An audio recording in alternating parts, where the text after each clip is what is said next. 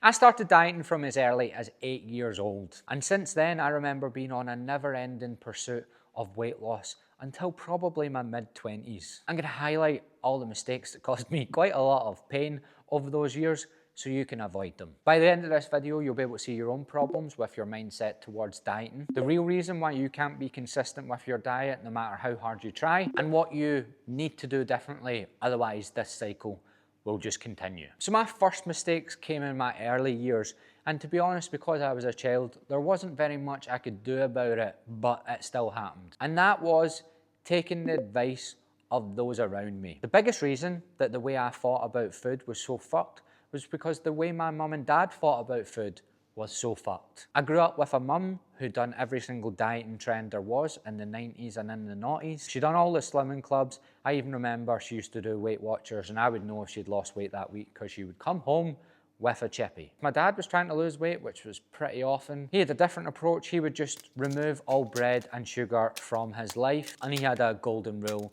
of not eating after 5 p.m. because apparently that was the key to weight loss. There was nobody around me that had successfully lost weight and kept it off in a healthy way. Yet they all had advice for me. So ironically, one of the best pieces of advice I could give you is don't take any advice off anyone around you. The next mistake I made was more of a feeling or a belief I had about myself. What I suffered with was believing that if I lost weight, all my problems would go away. I used to wake up every morning and my first thought that day would be, what weight was I? There wasn't really an hour that went by in the day that I wasn't thinking about losing weight. I'd be thinking, if I just get to this weight, girls are gonna fancy me. If I just get to this weight, I'll not absolutely hate what I see in the mirror. No matter how much weight I lost, it never seemed to fix how I felt about myself. And because of never realizing this, I would just keep losing quite a lot of weight and then gaining it back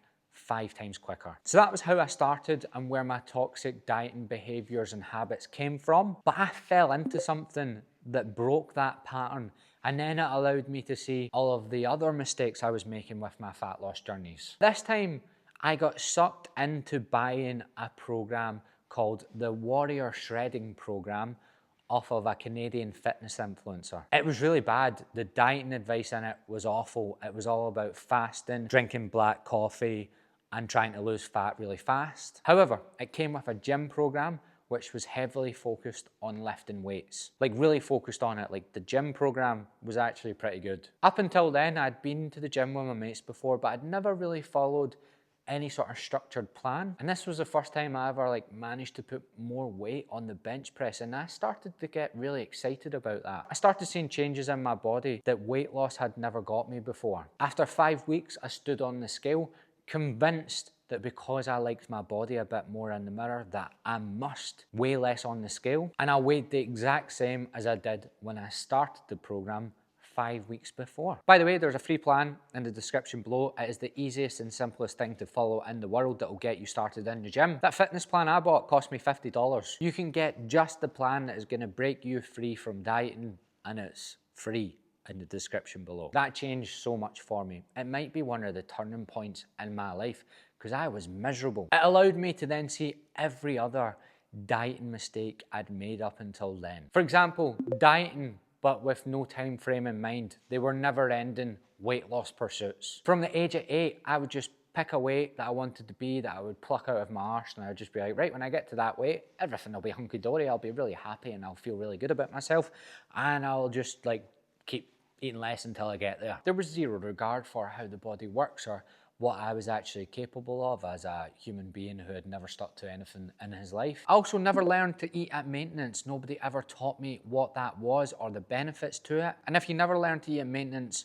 you're fucked. I was either on it with dieting or off it with eating whatever I wanted. I'd be so burnt out from my diet attempt that I couldn't possibly bring myself to even think about food. So I would just eat whatever I wanted, and what I wanted was usually takeaways, Kit Kats, ice cream, and in my later years, pints. And then I would just keep telling myself over and over again Don't worry about it, you deserve it, you'll just get back on it on Monday. But this would usually go on for a good couple of months because the fear of weighing myself would just get bigger and bigger, and then I would hide my scales and I would just keep continuing to justify every terrible decision I made with some made up excuse like, oh, it's my birthday, oh, it's Saturday, oh, the sun's out. And then eventually I'd be that horrified at myself that I would look out the scales again, I would weigh myself, I would nearly have a heart attack, I would have a mental breakdown, and I would be back on the diet. So I never ever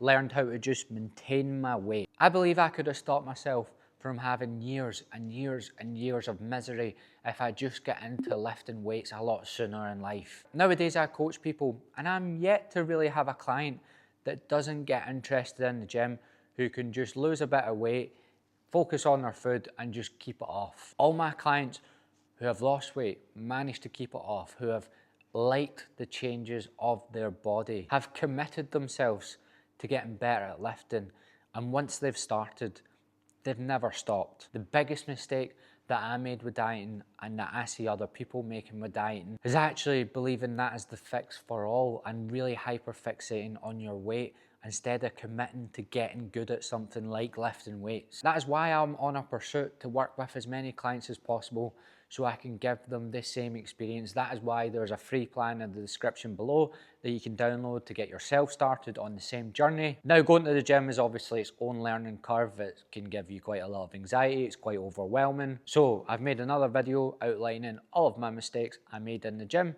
so you also don't have to make the same mistakes I made with the gym, because I made plenty of those as well.